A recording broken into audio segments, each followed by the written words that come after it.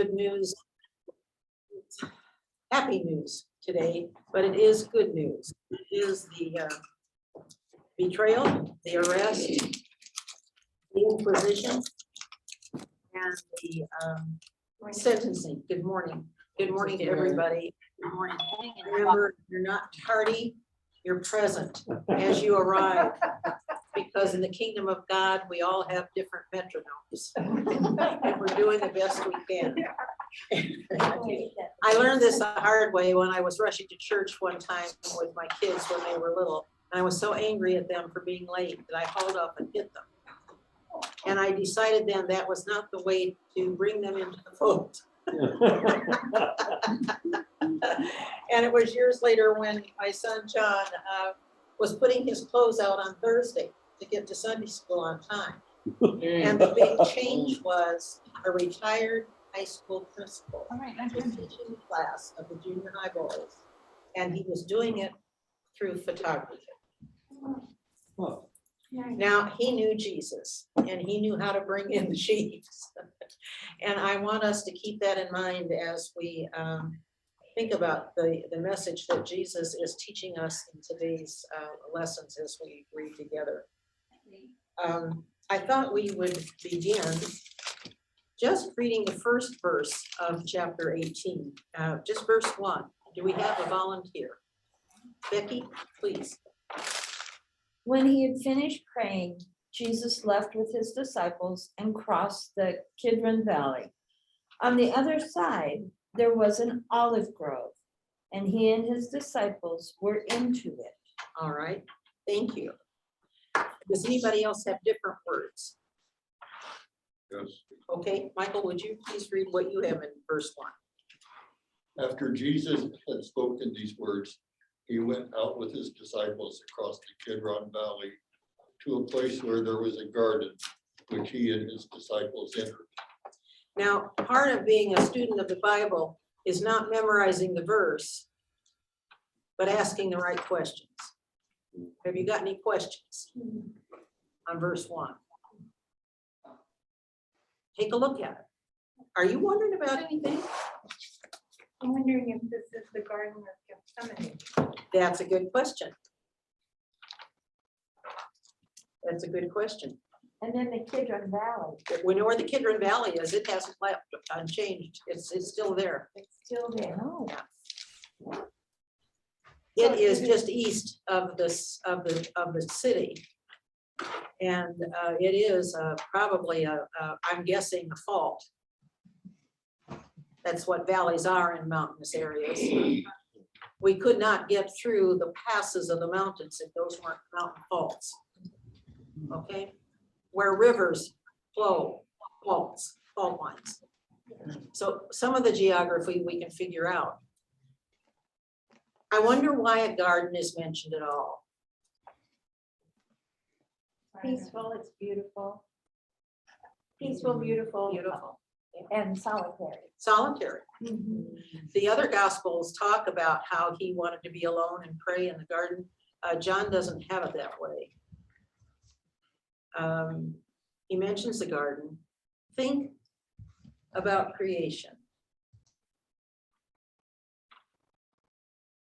What was some of God's first creating? We know because the people got kicked out. Oh, Garden of Eden. All right. See, if you're a Bible scholar, when you see garden, Mhm. where do we bury people usually? Cemetery. Cemetery. In gardens. In gardens. Yeah. Yeah. So where do we marry people sometimes? Gardens, yes. Gardens are Cemeteries. places of conflict. Well, you know, what's the big cemetery outfit in Los Angeles where a lot of movie stars are buried? Oh, yeah. Forest lawn. Forest Lawn. They have beautiful chapels. Oh, yeah, that they they do. almost give away to people who want to do a beautiful wedding on a budget. Parking, Really? yeah, I've done several weddings there. Well, And they have the East Coast Congregational Church Chapel. They don't call it that, but they have modern and they have kind of rustic, the arts and crafts kind of architecture and furniture. And they really are generous. That's a service they provide for the community. Gardens are beautiful places for weddings, aren't they? Well, there's also the hymn, I come to the garden alone. Exactly. When the dew is still on Yeah. the roses. So I want us to be thinking creatively when we read in our Bibles, because God gave us these beautiful minds. And sometimes we check our computer at the door. And we don't use the artistic creativity where God grabs us and wants us to remember. Now, I have another question. My translation is similar to Michael's, and I loved Becky's. I love when we have different translations because but few of us here are fluent in ancient Greek. I'm not. Some of the best advice I got when I went off to seminary with no prerequisites for seminary was from a minister. And she said, if you don't have to take Greek, don't. And it was no longer required at School of Religion because they wanted their students to be able to function with computer. And they had determined that it was a very difficult language back in the 70s and the 80s. Yeah. It was. And she said, if you have a good concordance, you'll use it more than if you studied Greek and don't remember very well. But you don't have to be a student of Greek because all the words that are difficult probably have a footnote. Yeah. And what have we said? Footnote, footnote, footnote, if you're on the path. You want to use those footnotes. They're road signs and helpful. So my question in verse 1, after Jesus had spoken these words, well, which words had Jesus spoken? I think your last month of study in John. His narratives, his sermons, his farewell addresses, important words. Can you remember some of the things he talked about? You can look, it's open book test. Because we all have those in mind. Yeah. And you don't even have to read the footnotes, you can look at the subtitles, like the chapter headings and They're all the I am. the I ams, exactly. And we're gonna have a couple more I ams this morning, I think. And in this, my translation, Jesus says, I am he, but he's not in the Greek. In the Greek, it's I am. And it's big I and big AM, because it's to remind us of the unspoken first name of God. That odd word that exists probably nowhere else, that starts he, she, singular, and ends we, plural. It's almost like in God's creation, there's a sliding scale on gender. Amazing, isn't it? It's amazing, especially when you know in the animal kingdom and you've seen the big fish at the aquarium, where if there aren't any strong males, the strongest female morphs into a male. We don't really know as much about sexuality as we think we do. And that comes up. So here we go. I'd like another volunteer, and I'm fielding your questions or your comments this morning, but I want to spend a lot more time actually reading out loud these two chapters as much as we can this morning. So I'm asking if there's a person who will please read verses 4 to 10. Don't, thank you. Then Jesus, knowing all that was to happen to him, came forward and asked them, whom are you looking for? They answered, Jesus of Nazareth. Jesus replied, I am he. Judas, who betrayed him, was standing with them. When Jesus said to them, I am he, they stepped back and fell to the ground. Again he asked them, whom are you looking for? And they said, Jesus of Nazareth. Jesus answered, I told you that I am he.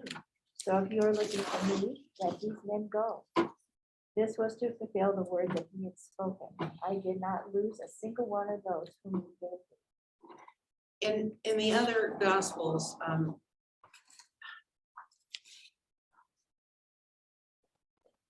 Jesus is praying, he's sweating blood. He's experiencing tremendous anguish. In John, I think he is brave and true. He's not hiding. He said, who are you looking for? Did he know they were looking for him? They've been looking for him since the beginning of John. He's like a fugitive. Well, since he was a baby, In here, since he was a Yeah, he baby, was the baby. you know, people were looking for him to gain. that's it. So he's not hiding. He's in plain sight. Who are you looking for? He's like, your search is over. Come and get me. Because I am. I'm ready. I'm Jesus. I know who you're looking for. Get on with it. This is a real spiritual warrior. This is a, did any of you learn when you were a kid in Sunday school, brave-hearted, true-hearted, loyal, and something like that? There was an old hymn they used to teach us in Sunday school. It was wonderful because we all thought then that we would be brave and that we would be true-hearted. Now let's talk about, if you had to sum up from your study of John, Jesus came, why? Why did God send Jesus and why did Jesus Save send us from out? our sins. Yes, Oh, oops. yeah, to save us. From our sins. Yeah, and he didn't talk, he didn't say, oh, you sinners, you're gonna go to hell. No. No, he said, I love you. And I want you to be true. Now, in the 10 commandments, one of the important commandments, and they all seem to have equal weight. We like to think some are more important than others. We like to think, well, I'm probably gonna get a 75 on the final. But God's not judging on the curve. Yeah, for the old Hebrews, you had to get them all right, 100%. Uh-oh, and what did Jesus come and tell us? I am the good shepherd, I love you. When you forget and you're stupid, I will come for you. I'll risk my neck for you. I'll give my life for you. Was he a liar? No. Now, let's get on and read verses 18. Let's see. No, I want us to read verses. Oh, I had this so well marked out and I can't read my own writing. What happens to Jesus when he tells them, here I am? Well, the rest have. They do arrest him. Mhm. Now, they have a hearing. This is like the preliminary hearing. Who does he have to, who do they drag him to first? Annas. The high priest. Yeah. And who does it say in John is there to organize the arrest? A couple of henchmen. Look in your book. Police. The Jewish police. And I think there's a whole squadron of Roman soldiers. What So- about? What do they call them? No, Oh, it would have been would have been a. It's some of the, there's a It was somewhere translation of one of the between- words that's used. Sometimes it may have been as many as 1,000. Was probably My notes hundreds. say something between 200 and 600. Yeah, a lot. And there was like a Roman battalion, or I don't know what you call those groups, when they have the whole convoy. They were there. Wow. Yeah, Was he quaking in his boats? No. Well, what is there to make us really think these are Roman soldiers? I think the language. I think there was a word that was Yeah. a Roman word for the number. yeah, I can't give you the Greek word, but Well, not the back in number, verse but that 3, they detachment of soldiers. Pardon? I said back in verse 3, a detachment of soldiers, whatever that Greek Yeah, that is. detachment, the only, It's somewhere between 200 and 600. yeah, that's When they- a good footnote. When they bring up about soldiers, the Jewish people could not have They soldiers. couldn't have a standing. They could have a police They department, have police department. but they couldn't have the soldiers. They had the sheriff things- there and the posse. Right. But the real muscle in John was a military contingent of Roman soldiers. Now, you've probably seen how they dressed. Well, two things You could hear them coming. is, even if it wasn't that large, 12 Roman soldiers could defend or take care of most people in that time. So you're not comfortable with the answer. No. Uh-oh. Well, let's hear from the We court. hear these are Roman soldiers. Yeah. When they take him before the head Roman, Pilate, what does Pilate say? I don't find anything wrong here. Why are you wasting my time? That's right. So I don't know who would send all these Roman soldiers out. Well, You I don't think, Pilate didn't condemn him, did he? no, he didn't. No, and he Yeah. said, I don't bother me No, with he this. washed his hands on it. Yeah. Wouldn't it Caiaphas being, wouldn't he have had some of a contingency of Roman soldiers under his, not under his direction, He- but that he could, He could call on, I'm Call sure, on. to keep down the Yeah. insurrection. because that's the big thing, that Yeah. they are worried about Yeah. insurrection. Yeah. They're not worried about Christ per se, they're worried more about causing Well, they're trouble. worried about anybody that can raise a crowd of over about 25, and he's had thousands. He's Right. had multitudes. Now, they first took him to, is it Caiaphas first, and then Annas? One's the son-in-law, and one's the father-in-law, and it was, there's something odd going on here that we're not gonna spend a lot of time on, but we will mention. It was Anna's. Yeah, Annas, thank you. Yeah. And apparently Annas was married to Caiaphas' daughter. And they both had been high priests. One was just, but the odd thing about it is, if you were high priest, you were high priest for life. It's Right. kind of like the Supreme Court. But for one reason or another, whether, and you were appointed, you were selected. I think there was a process. Mhm. And if you got in, you were in. But they, in this time in history, some of them were only serving for a year. And I don't know any more than that, but let's just say it was a time of unrest or upheaval or departing from the norms. Well, two things, they had the trial too. At night, which is not a, it's a no-no. See, that we know when Judas came. Right. Isn't this when they came with lanterns? Mhm.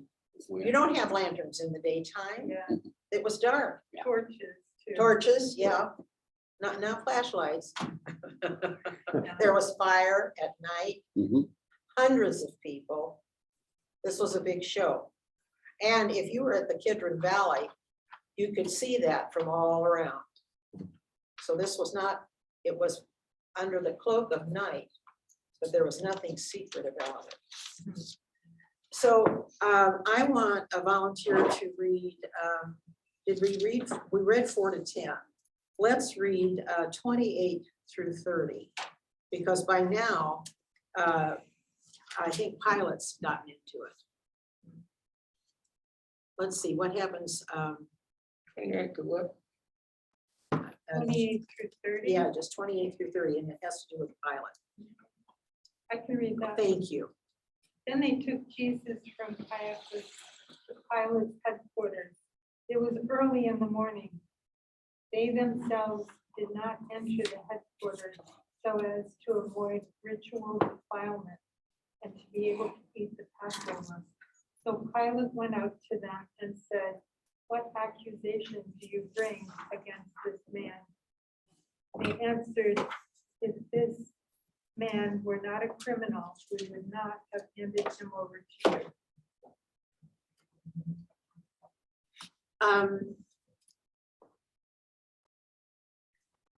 Is that so? They're worried about, and they're worried about defilement, and they're worried about Passover. So this began Thursday while it was still light. And now it's towards morning. Is that the morning? See, the Sabbath doesn't start till sundown. So we have to think of time a little differently in their calendar, and they didn't have a Rolex. Friday. Or a cell phone.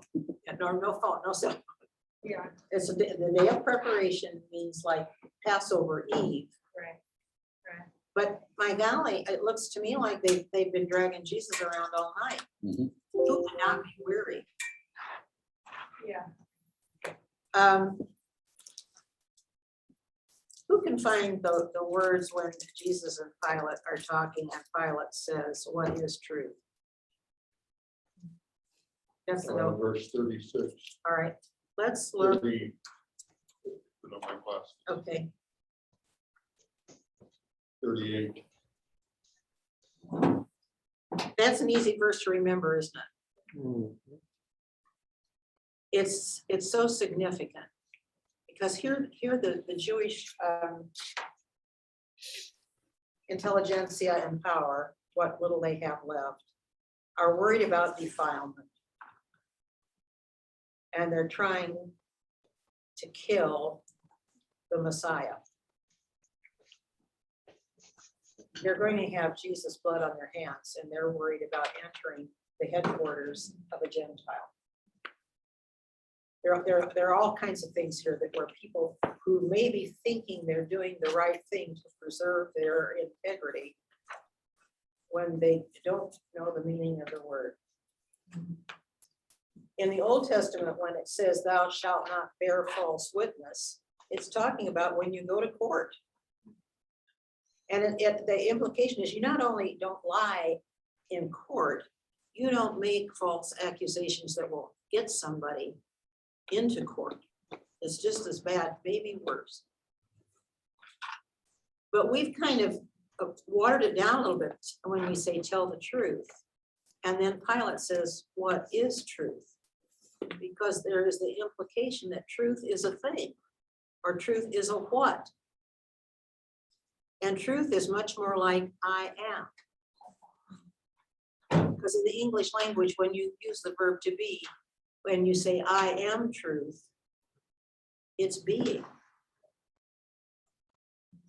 So the good news in all of this betrayal and upheaval and death of Jesus, Rabbi, teacher, Messiah, God's presence on earth in the flesh, is that you and I are to learn two things that the Gospel of John lifts up high that are easy to remember, and they are love and truth.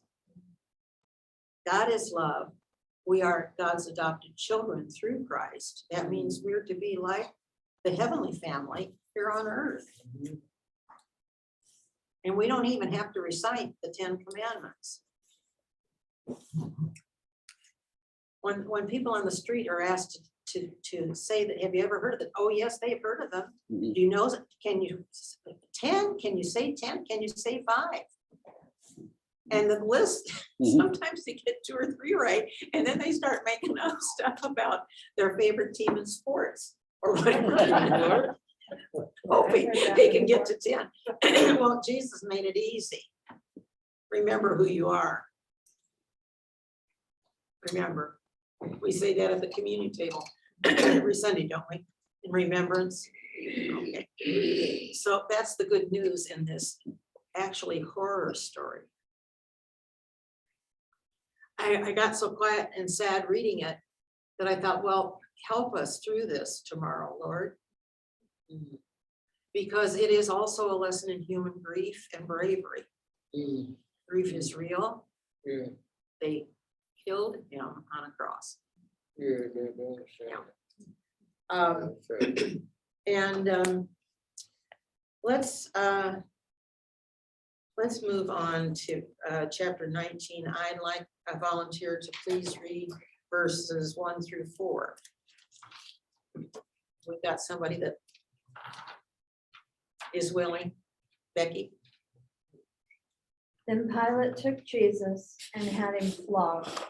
The soldiers twisted together a crown of thorns and put it on his head. They clothed him in a purple robe and went up to him again and again, saying, "Hail, King of the Jews!" And they struck him in the face. Once more, Pilate came out and said to the Jews, "Look, I am bringing him out to you to let you know that I find no basis for a charge against him." So they, Does Pilate. anybody know what what? the flogging? People don't realize how much That was a cat of nine tails, means it had 9 things, and it had glass Yeah. and rocks in it, and when it hits you, it literally rips your skin. Ooh. It is Ooh, one of the worst. Lord. And Ooh. most people didn't survive that, Yeah. and he had 40 lashes on him. Mm. And that's why Pilate brought him out, said, see, I've already punished him. This is all we need to do, because Pilate didn't want to kill him. No. But the Russian, one of the things the Romans are very efficient at Mm. is killing people. That's They right. had 1,000 years of being able to kill people, and they're very good at it. It had rock Rocks, and glass, glass Metal. metal, metal anything they could put in. together. It literally would rip your skin off. So God. even in the movies that they portray, it's nothing. Nothing like, it's usually a little swat with a Yeah. little leather. And you thong. may see that some of the stories will look a little more graphic, but it still doesn't even come to what it would have done. Oh, Lord. That's right. Ooh. I know. Ooh. That's why he only lasted. And my dear good friends in Christ,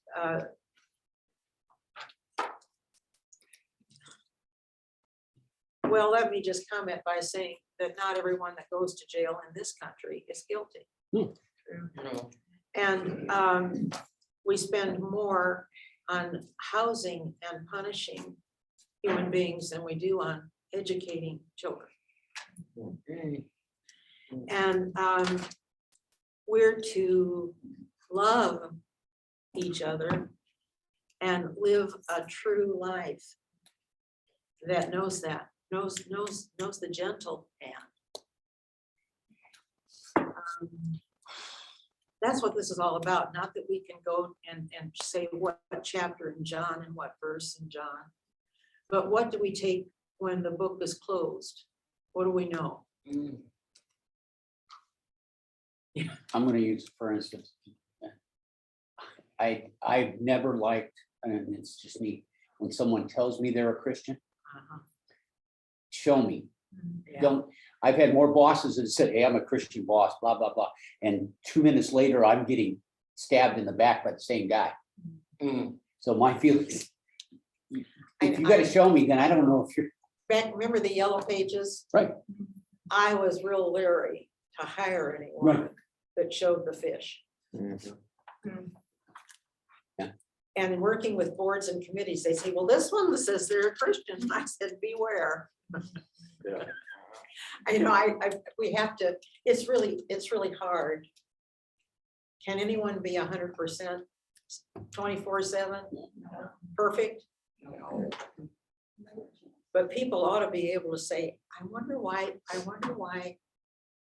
they didn't lose it when everything was going wrong.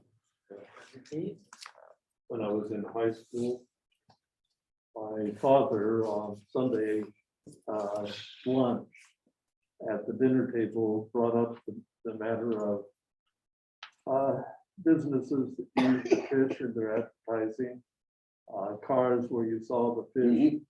Back in the 60s, it started showing up on hoods and bumpers and such. Oh, yes. He Oh, said- Lord Jesus. Anytime you see the fish, beware.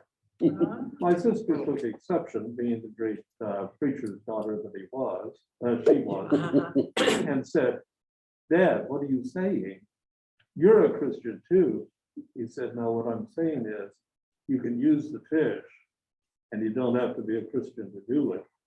And she still protested, and Dad said, here's my best evidence. The one businessman in this community who is sued the most often has a fish in his yellow pages bag. And that pretty much settled it. I don't know if it's a thing up here, but in the Midwest, we would periodically get this directory that called the Christian Business yeah, Directory. that's been out Mm. And when those were delivered to the church, I go, please distribute these to your members so they can do business with Christian business people. We would take it straight to the recycle bin. If you didn't know that a person was Christian, finding them in that directory was not going to tell you anything. I agree. And I'm sure there were people in the directory who really were Yeah, Oh, yeah. wonderful people that were trying their best. but it sure was no guarantee. Yeah.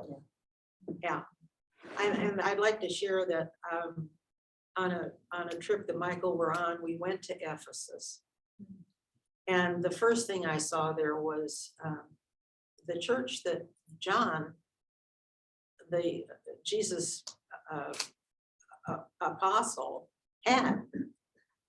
And the ruins are there, but you can walk 4 steps down into the baptistry and 4 steps up, which was the same model we had in Redlands. And then a Catholic nun had a vision sometime in the 1800s that she knew right where Mary's house was. And I tend to think sometimes those things are true, because the Muslims had been worshiping there and never lost sight of where Mary's house was. Because you know that in the Quran, Jesus is high prophet and Mary is revered. And there's a little well there with a seeping fountain that the day we were there, there were 4 brand new huge Mercedes buses, and out of them came the most gorgeous, what I would call college age men. I don't know if they were from a university or from the military or a religious encampment, but they were all there getting water in little vials themselves from this Mary's well. And if that wasn't enough, our wonderful guide, who was a worshiper of Islam, and he said that he and his wife on their honeymoon went there to get some holy water from Mary's well so that they would be fertile and have a child. And they had a child, they had a lovely daughter. And they went and got more holy water and they had a second daughter. And they were hoping for a son, but they decided they would get no more water. They didn't have any more children after that. But he said, we like to tell Christians that because the Christians think they rediscovered Ephesus, but we never lost it. And the largest house of worship, perhaps ever, you could see from John's church cathedral down at sea level, and it had been the worshiping place of the female goddess. And when she was no longer the religion of the state, they took the pillars from that huge cathedral, which was an open air kind of pavilion type cathedral, not a cathedral, that's a Christian word, temple. And those pillars are at the Sophia in Hagia Sophia in, Turkey. yeah, Uh, Constantinople. There you go. Istanbul, yeah. Yeah, Istanbul, Constantinople. And he said, we think it's not an accident that Mary was in this beautiful, beautiful city, a city of marble, in her final days, being looked after by a bishop at a huge cathedral, because this was, I think, San Francisco. It was a beautiful town. And then you can walk the streets. And I was wondering, I wonder where Priscilla and Aquila lived when they were here. They had a shop. And I looked down on the pavement where the ruts in the marble are this deep, and you know where the streets were. And I saw the fish carved, well worn, 2,000 years of weathering. And I thought the fish was used at first as a secret sign and a safety sign. And so we don't throw it out, but we watch and we look for the signs in the heart and the eyes, in the speech and the behavior.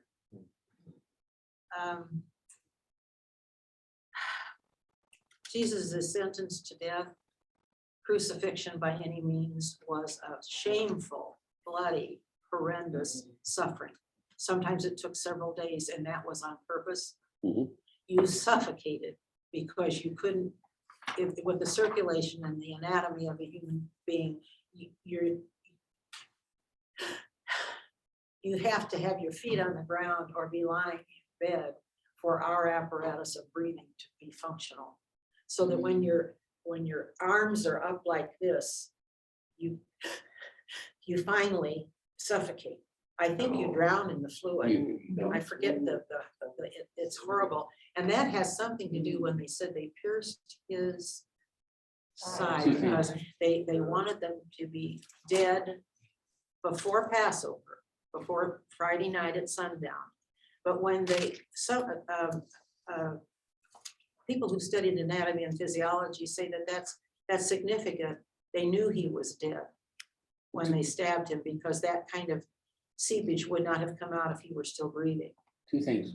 Most people did last 2 to 3 days. Yeah, And that's why the Romans would break the legs because they couldn't lift up anymore. that's right. That's right. And they would And break- that was sudden death. And yeah, so Yeah. and so that they knew that he had passed away when they did, because it says, quotations that no bone would be broken. That's right. I know. And I was kind of chastised one time. I'd been in ministry about 3 or 4 years. And I had used the phrase at communion about breaking the bread and broken. And this man came up to me after church and he said, that offends me when you say that.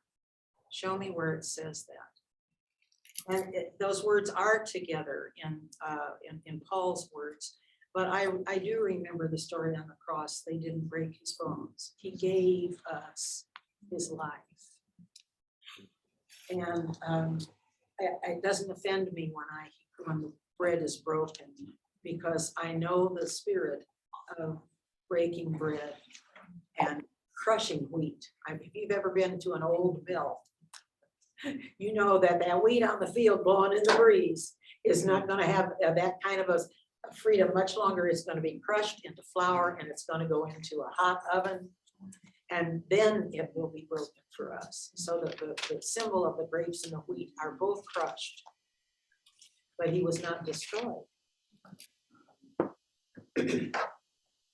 One other thing that is rarely ever discussed in my experience, oftentimes to prolong life on the cross, the side would be pierced in order for the lung to be drained, Yes. so as to help the person to continue to be tortured. Oh, Mhm. boy. And I would not have known this if it were not for the fact that I was an orderly back when I was in college.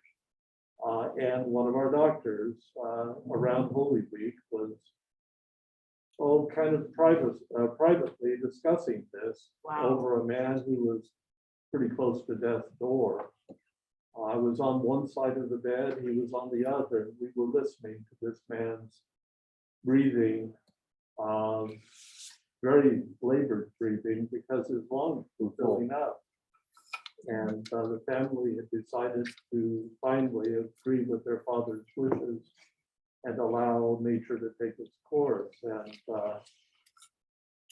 Dr. Stafford was good to clue me in to what was going on to Jesus. Yeah. When his side was pierced, he appeared to be dead. They were hoping to revive him and give him a chance to continue to be tortured. That has a ring of truth to it, doesn't it? You can't have Easter without Good Friday. But I also have to lift up that the religious leaders were preserving the status quo, not open to the promises that their God had made to them through Abraham. That there would be a different way, that there would be a Messiah. But the Messiah was not going to annihilate the Romans, except perhaps in time with love. How are we doing on time? We've got 10 minutes. I wanted to do some more reading.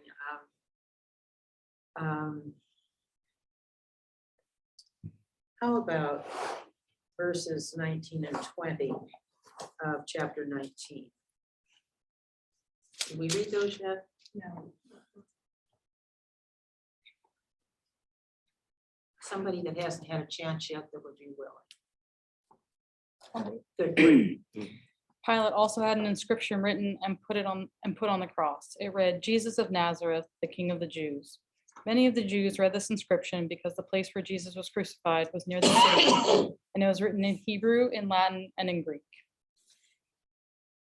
320? Sure, yeah.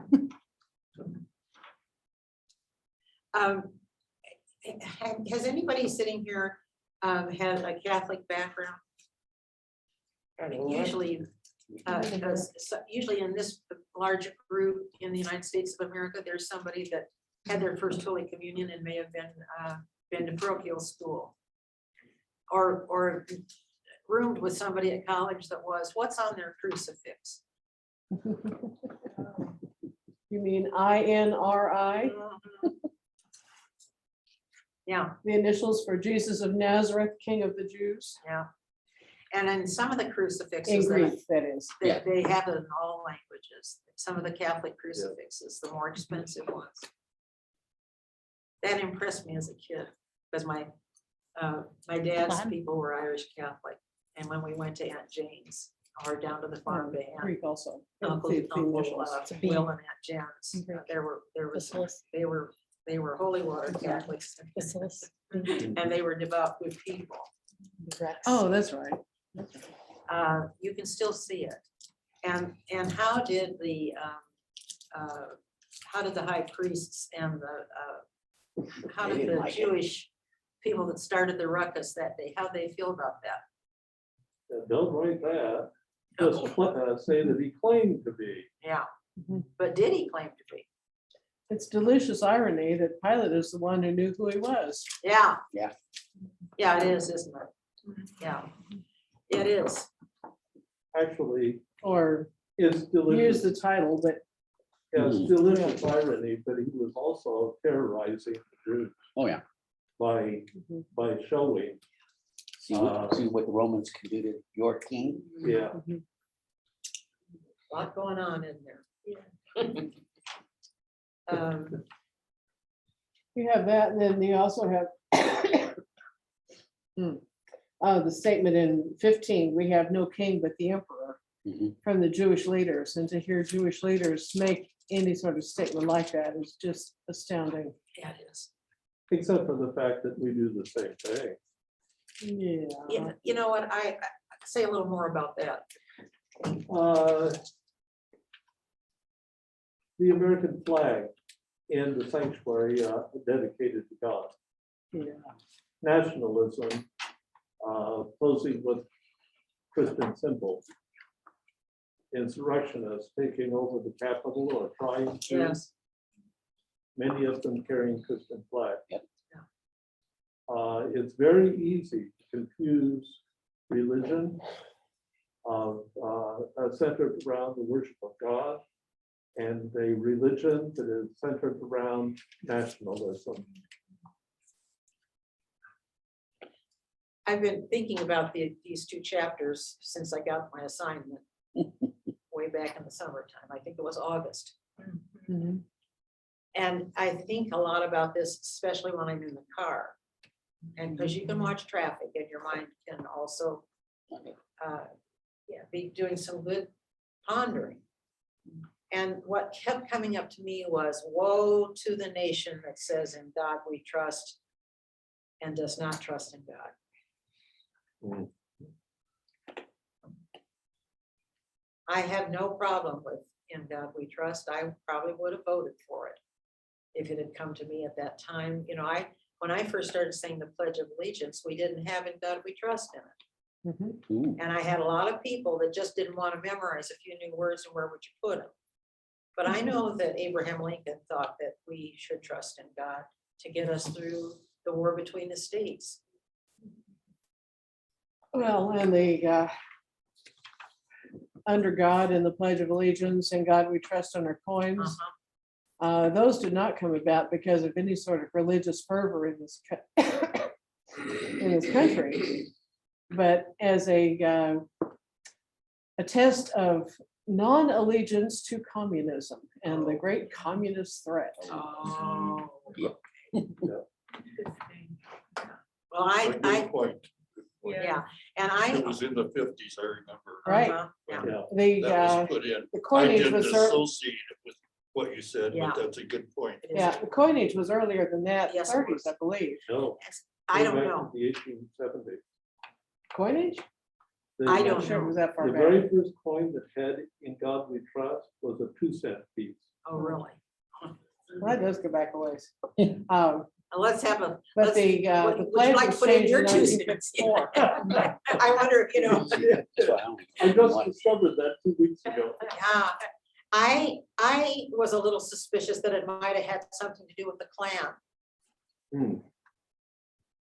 Well, good. That in God we trust meant God as I know it and God as I see it, and that would be the Protestant, blue-eyed, blonde-haired God. Yes, the one that's painted on the Oh. wall of a church in Chicago. A Christian church even, folks.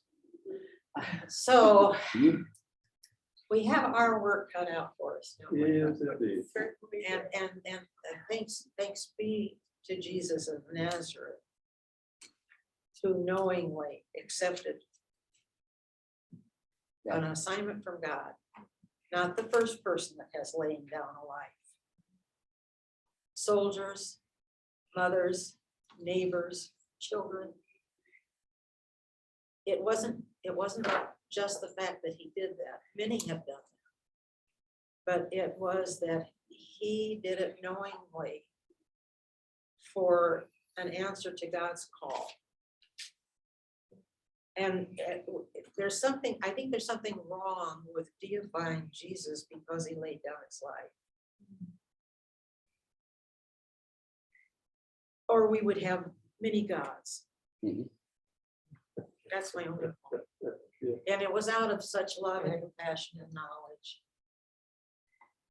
And he shouldn't have to do it again every day. Yeah. In the lives of his foster sisters and brothers who laid down their lives. I was wrong about the date. In God We Trust was added to our coinage and paper currency in 1957. It appeared kind of randomly earlier than that, but it became the official motto of the country. Okay, Thank you, Eisenhower, Yeah. in 1957. Well, his Congress. Yes. I remember coming home at noon.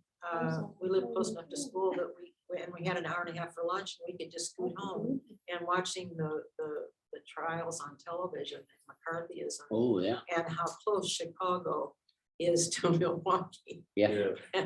And how my sister and I called our stepdad Charles of DeKalb. Yeah. And his own parents were not like that, but he was very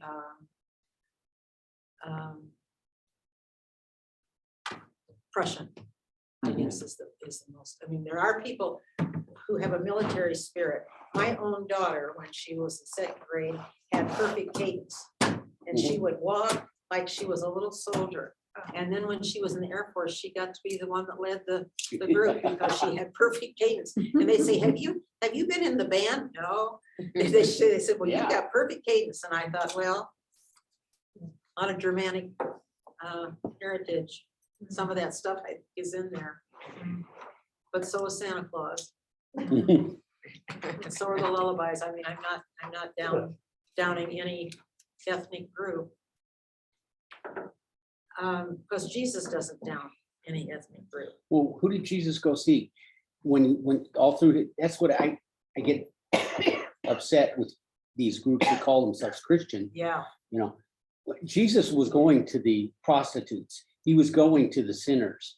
He wasn't dealing with like you and I per se, but he was dealing with the worst of the worst, the lepers, everything. And, you know, these Christians that say, you know, he won't, you know, because I'm a Christian, he's only going to come to me. No, he didn't. He would have been there for you, but he's not, you know, he would have gone to someone, you know, the local bartender and talked with them and said, he would have been a normal guy. I mean, in fact, you know, Jesus' first miracle was tended bar. Yeah, technically, yeah. The We need a wedding. little more. I mean, you know, God love him, he knew his mind. Yeah. Well, I mean, he was an earthy guy Right. and in his last week, he washed Oh, what's the his students' feet. We have such a model for humility and bravery. He didn't flinch in front of this trial. Mhm. I just think it's wonderful to get to read this story out loud together and to ponder the love of God. it's wonderful. It is wonderful. One of the, It's just amazing. one of the chief dangers of, I'm not gonna suggest that Jesus dying on the cross is not centrally important. Oh, yeah, yeah.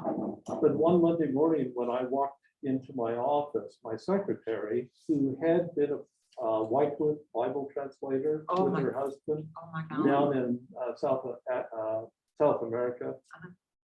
she came to my office door from across the hall and stood there looking at me kind of pensively.